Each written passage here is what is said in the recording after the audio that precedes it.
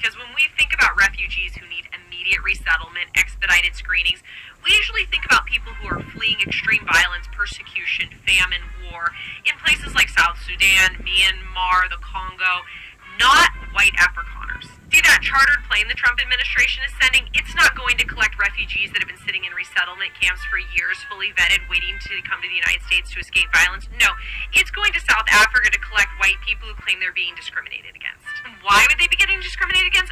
Probably because they spent generations instituting legalized forms of racial segregation and discrimination called apartheid, aka Stephen Miller's wet dream. See, while the rest of the world after World War II saw that maybe racial discrimination not such a hot idea and favored more policies of integration and away from colonization, Afrikaners doubled down on that shit and instituted apartheid. Although it ended over 30 years ago, the social and economic legacies of apartheid continue today. South Africa is the most unequal country in the entire world, according to the World Bank, with white South Africans earning over 12 times what black South Africans do. But don't worry, we're going to make sure that the white Afrikaners who instituted generations of discrimination and segregation against black people get everything they need to get started here in the United States in their new life. I ain't gonna lie, I'm getting cooked. No, because the days of soothing and assuaging these fucking toddlers is done. We're done. We're not doing this anymore. If you guys want to sit here and be terrified of your fellow South Africans, that's your own fucking business, but I think it's time to stop making it everyone else's problem. You were invited to fuck off to America, and you're still here, crying and complaining, using actual victims to further your false narrative, because we're not saying we don't have an issue with violent crime in South Africa. We are saying it is not a genocide against white people. And further to that point, black women are murdered, raped, and tortured at much higher rates than anyone in this country. And here you are, crying about a genocide against whites. If anything, if any argument is to be made, it is a genocide against black women. Because they die much more violently and at far higher rates than you. Stop this shit. We are not saying we don't have an issue with violent crime, but the solutions get diluted when we're constantly having to explain what everyone else already knows to be factually true to you people who are crying like babies, even though you were given the ticket out. Why are you still here? This is a message for the 49 white Afrikaners that fled to the United States. I'm an Afrikaans-speaking white South African, and I have absolutely zero desire to go over to America. Number one, because there's no genocide happening in South Africa, is there, Lua? I mean, I'm white, and I live a pretty good lifestyle. Also, I don't think that moving over to America is going to give me the lifestyle that I've got here. But anyway, to you 49ers, well done to you guys for taking the leap. But for everyone else that's curious about the truth, there is no mass farm murders in South Africa. I'm eating pretty well.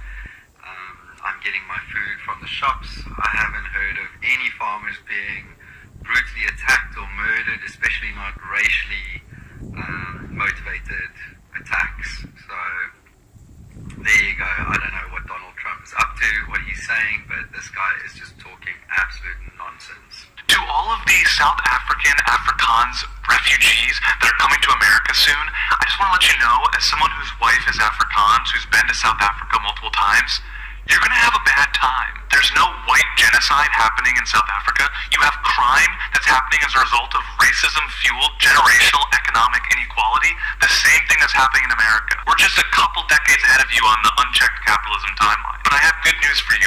You don't have to worry about the cheap exploited labor rising up against you anymore, because now that you're in America, you'll get to be the cheap exploited labor. If you were middle class or upper middle class in South Africa and you come to America, you're poor now. Like, really poor. You're not going to have maids and gardeners and personal servants that you can pay $15 a day for. Now you get to be the cheap labor. But by all means, please come to America and experience the American capitalism that Elon Musk's been raving about to you. You'll probably love it. You know, what do I know? chance that you'll end up going back to South Africa in a year or two after realizing how overpriced and fucked up America is. I wouldn't even worry about that as a possibility. And if you think I'm being mean to these people because I think they're a bunch of racist, bigoted colonizers who wish they could go back to apartheid South Africa, it's just because I do think that. But to them, I say, welcome to the American dream. Please let me know when you've woken up from it. No one has ever said that there aren't murders on farms and small holdings in South Africa. What I have said is that the people that went over and took up refugee status as so-called oppressed, persecuted white Afrikaners are not commercial farmers, because commercial farmers have come out publicly and said they would not take up the offer of refugee status. They're staying in South Africa.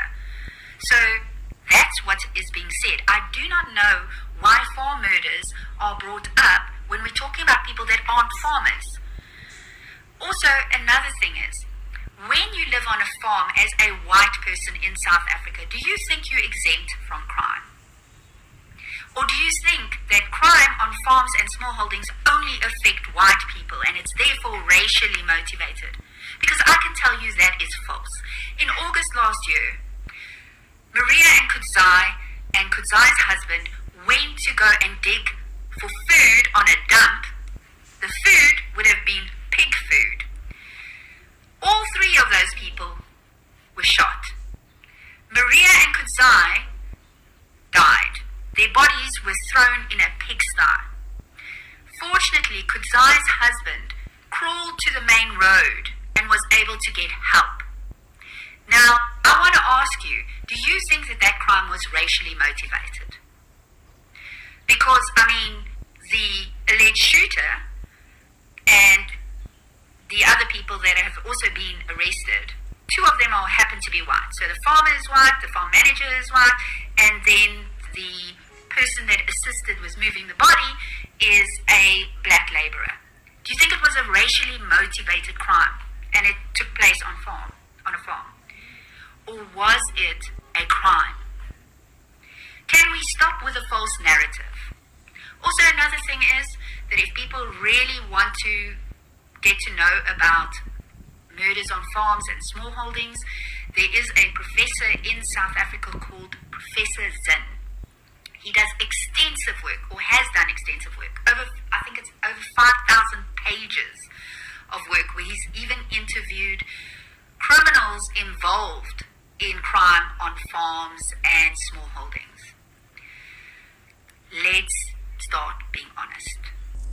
That this group of white South Africans should be considered refugees or not. Because, fun fact, they're actually the only refugees that America has allowed into the country since Trump took office. They have completely suspended their refugee program and even denied entry to people from war zones. So why did they accept 59 people from South Africa today? Well, some claim there is a genocide taking place in South Africa against white farmers in particular, and that the government recently passed laws that allows them to legally take land from white farmers at their discretion. Many white farmers claim that they are being politically and racially persecuted. Donald Trump himself has used these claims when being asked why he's granted them entry when he's refused others. Farmers are being killed. They happen to be white, but whether they're white or black makes no difference to me. The South African government, on the other hand, disagrees with these claims, saying a refugee is someone being politically, religiously, or economically persecuted. They are not. Rather, South Africa's president said that the white minority make up the wealthiest in the country, earning on average more than 3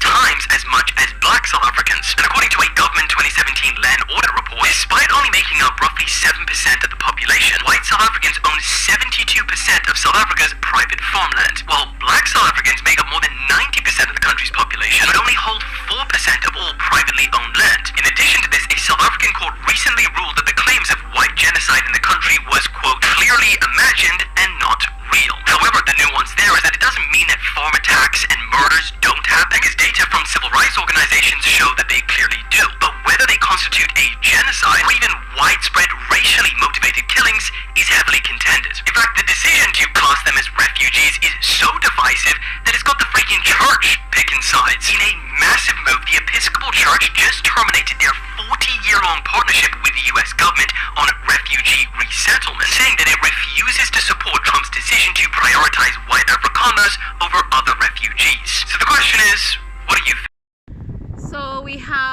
Afrikaners who have moved to America right now, and they are referred as refugees. And this video is basically the reaction of Americans towards these refugees who have come to America. The reality is there a genocide in South Africa? That is the big question that the whole world is asking. But the reality on the ground is different. Are there crimes in South Africa? Yes.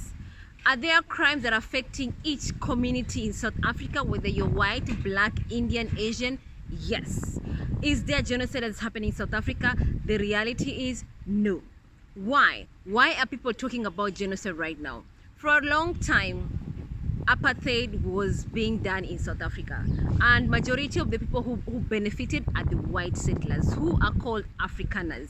They moved to South Africa during the years of 18th century, and of course they settled in South Africa and they colonized the blacks, and they started having this apartheid regime where people were discriminated against according to your skin color.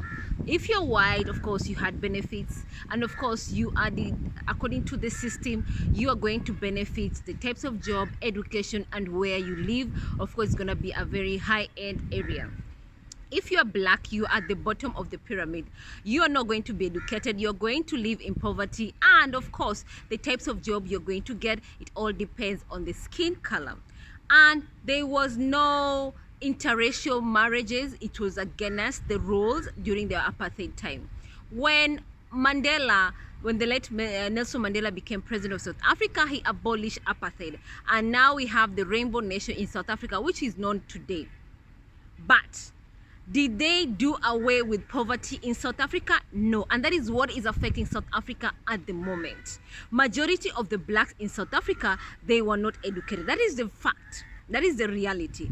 And now these young men have become adults and they have families to take care of, and they find out they don't have any jobs. They cannot get any jobs because they have no education. So what do? They turn into crimes, and this is what is affecting South Africa at the moment. This is what is killing South Africa at the moment. They have the highest number of criminality in South Africa as a result of poverty, as a result of a big number of people not having jobs. And now this is affecting all races in South Africa. Whether you're black, whether you're white, whether you're Indian, whether you're color, it doesn't matter. As long as you have money, or you have a business, or maybe you have something and someone see they can take it away from you, they will rob you. And that is what is affecting South Africa. So is there criminal in South Africa? Yes. Is there genocide in South Africa? According to what they're saying, according to what the media is saying in South Africa, is they're saying there is no genocide in South Africa. And according to the other Afrikaners who are right now based in South Africa, they're saying there is no genocide in South Africa. So the problem South Africans are facing right now is just criminality, and that is saying it cut across the whole board regardless of race. Let me know what you think about this video, and please don't forget to subscribe.